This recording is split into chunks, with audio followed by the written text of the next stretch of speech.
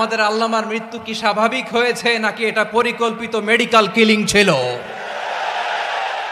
এই রিপোর্ট গণমানুষের কাছে প্রচার করে জানাতে হবে।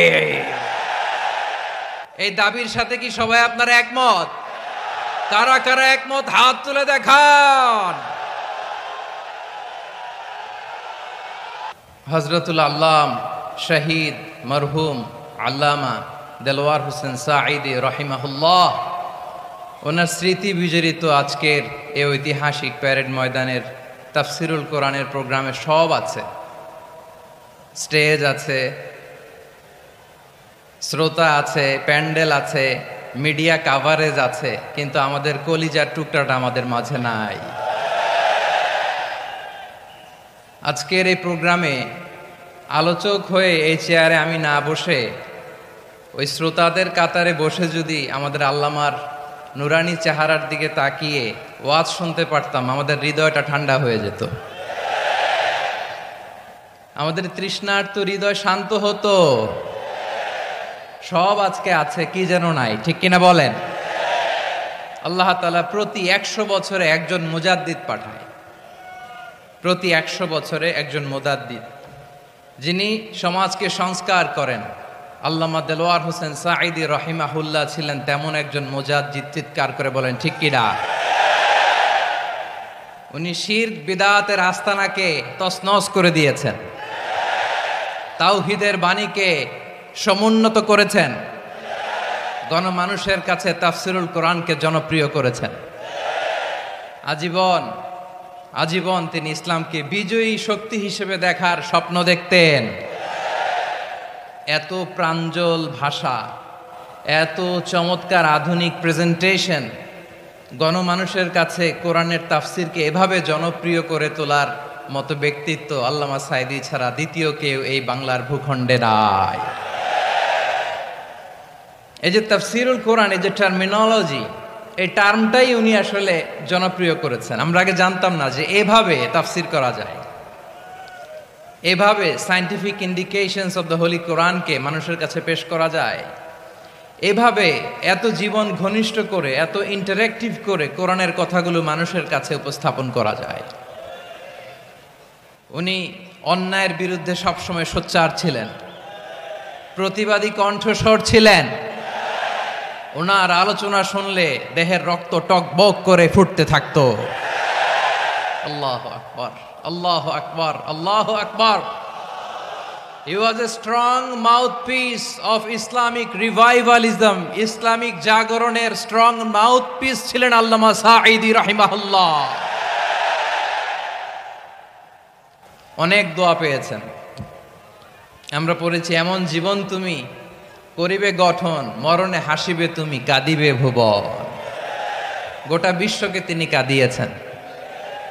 আল্লামা যখন ইন্তেকাল করলেন, আমি তখন মালয়েশিয়া থেকে যুক্তরাষ্ট্রে একটা কনফারেন্সে যোগ দিতে যাচ্ছি, কাতার এয়ারলাইন্সে। মালয়েশিয়া থেকে দোহাতে নামলাম।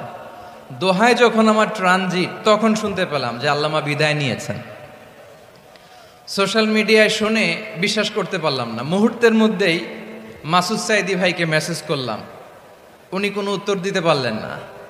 মাসুদ ভাইয়ের সাথে যখন কোলাকুলি করি, আমাদের শামীম ভাইয়ের সাথে যখন কোলাকুলি করি, মনে হচ্ছে আল্লামা সাঈদীর ঘ্রাণ পাই।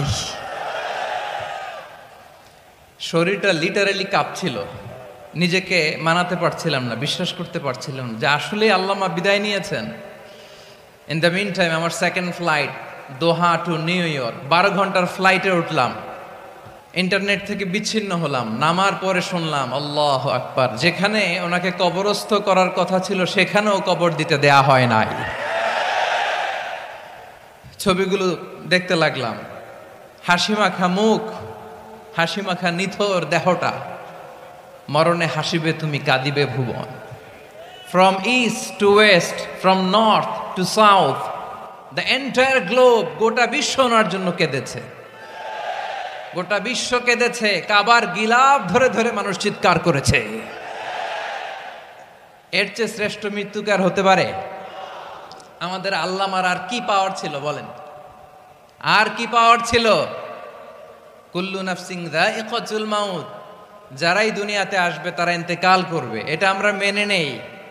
এটা আমরা জানি, কিন্তু অবাক করা বিষয় হচ্ছে আমরা আজও জানি না আমাদের আল্লামার মৃত্যু কি স্বাভাবিক হয়েছে নাকি এটা পরিকল্পিত মেডিকেল কিলিং ছিল।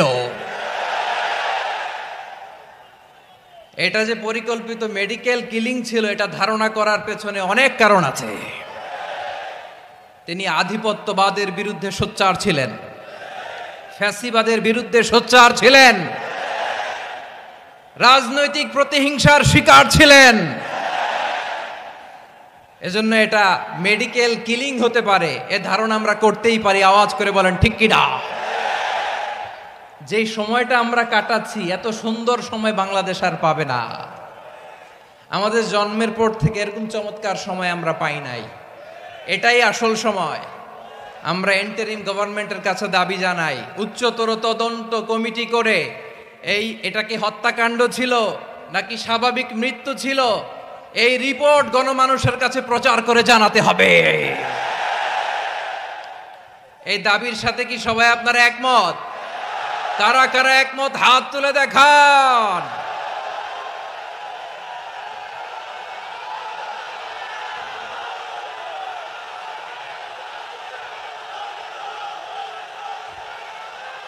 আমার প্রিয় ভাইয়েরা, প্রিয় চট্টলাবাসী, আল্লাহ তাআলা তার এই মুখলেস গোলামকে তার জান্নাতুল ফেরদাউসের মেহমান হিসেবে কবুল করুক, তার জীবনের সকল খেদমাগুলোকে কবুল করুক, জান্নাতুল ফেরদাউসের আলা মাকামে তাকে মেহমান হিসেবে কবুল করুক। আল্লামা শহীদ দেলোয়ার হোসেন সাঈদ রাহিমাহুল্লাহ উনি ছাড়াও এই ঐতিহাসিক ময়দানে কথা বলেছেন আল্লামা লুৎফুর রহমান রাহিমাহুল্লাহ। চলে গিয়েছেন আমাদেরকে ছেড়ে। তিনি বলতেন, ইনশাআল্লাহ মিজান আবার আসবে। হুজুর আমি তো আসলাম, আপনি তো আমাদেরকে ছেড়ে চলে গেলেন। আল্লাহু আকবার, আল্লাহু আকবার, আল্লাহু আকবার। গলায় কোনো সুর ছিল না, সুর দিয়ে কথা বলতেন না, কিন্তু এত চমৎকার শব্দের বুনন, এত চমৎকার প্রেজেন্টেশন, এত চমৎকার ভাবে ঐতিহাসিক বর্ণনাগুলো তিনি উপস্থাপন করতেন। মন্ত্রমুগ্ধ হয়ে আমরা আল্লামা লুৎফুর রহমানের কথা শুনেছি। আমরা হযরতুল আল্লাম লুৎফুর রহমান রাহিমাহুল্লাহর জন্য এই বিশাল ময়দান থেকে দোয়া করছি, আল্লাহ তাআলা তুমি তোমার এই খাদেমকে জান্নাতের মেহমান হিসেবে কবুল করে নাও। আরো অনেক আল্লামারা এখানে কথা বলেছেন, বিশেষ করে বাইতুল শরফের মরহুম পীর সাহেব হুজুর থেকে শুরু করে আরো যারা যারা তারকাতুল্য ওলামায়ে কেরাম এই চট্টগ্রামের ময়দানে কথা বলেছেন, আলো ছড়িয়েছেন। আমরা এই লক্ষ লক্ষ তাওহীদি জনতাকে নিয়ে তাদের জন্য দোয়া করছি, আল্লাহ তাআলা ওনাদের জীবনের সকল ভুল ত্রুটি ক্ষমা করে দিয়ে তাদেরকে জান্নাতুল ফেরদাউসের মেহমান বানিয়ে নিক। আমরা এই ঐতিহাসিক প্যারেড ময়দানের প্রোগ্রাম থেকে স্মরণ করতে চাই 24-এর ছাত্র নাগরিক অভ্যুত্থানে আমার যে সমস্ত ছাত্র নাগরিক ভাইয়েরা দেহের তাজা রক্ত বিলি দিয়ে নতুন বাংলাদেশ আমাদেরকে উপহার দিয়েছে। বিশেষ করে আপনাদের এই চট্টগ্রামের শহীদ ফয়সাল